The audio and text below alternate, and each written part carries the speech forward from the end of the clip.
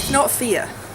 Well, I was thinking about the fear part, and I thought when my generation was growing up, there was a lot of fear in the way that we were raised.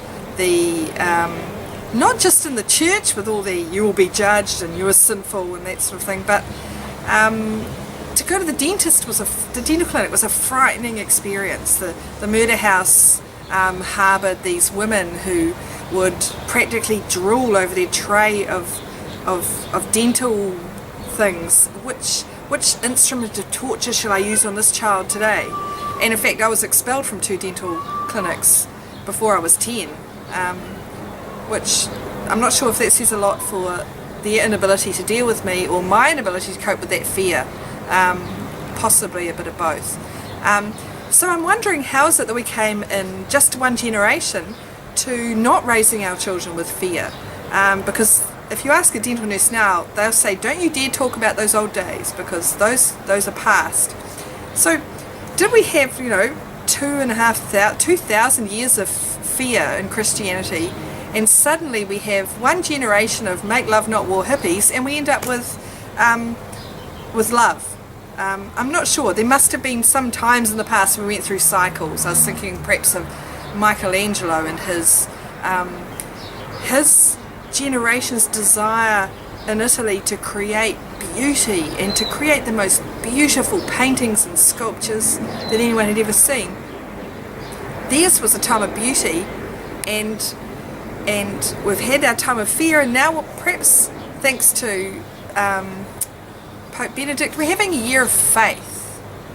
And frankly, Benedict and Francis now are encouraging us to be faithful, and you sort of think, well, yeah, right, aren't we always? But it's a reminder about how much we have to work at faith, because we live in this loving, kind,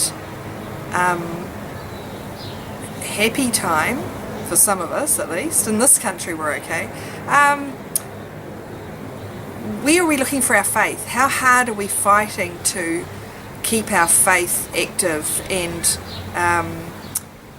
challenging ourselves to grow in faith? A priest we used to have would say, do you want to be 30 and still have the faith of a 14-year-old? Why do we push so hard to get through, to go to uni and get our degrees? And does anyone say, but how's your faith developing? That's really good your son got his BA, but what's he done for his faith? And I think these are questions that we need to keep asking ourselves, because it's a personal journey, but there's plenty of material out there to develop it. The thing is that developing and growing in faith should help you to grow in love and not to grow in fear. So that's the big thing, that faith should heighten and increase your capacity to love one another, where fear diminishes. So what we need to do is make sure that we are working on growing that love. So what have you done? What have you done for your faith in the last 10 years? Did you go on a course? Did you enroll at the Catholic Centre and do a paper on spirituality or biblical studies? Did you read the last letter that the Pope wrote? Beautiful letters. You need to give it 2 or 3 goes, but did you go there online? Go to the computer and just sit there. It's all there.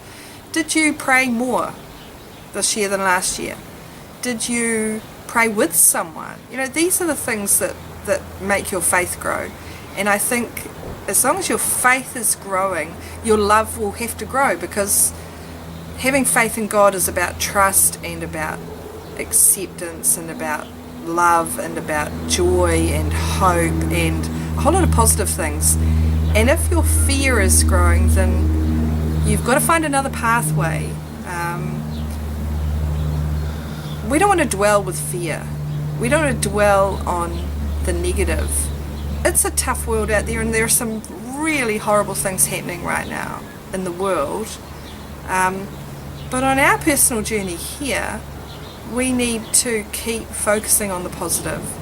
Put the fear down and pick up love and pick up faith and pick up a Bible and go on the internet and look at Vatican.org and grow your faith so that you are a truly loving example of what faith means in 2013.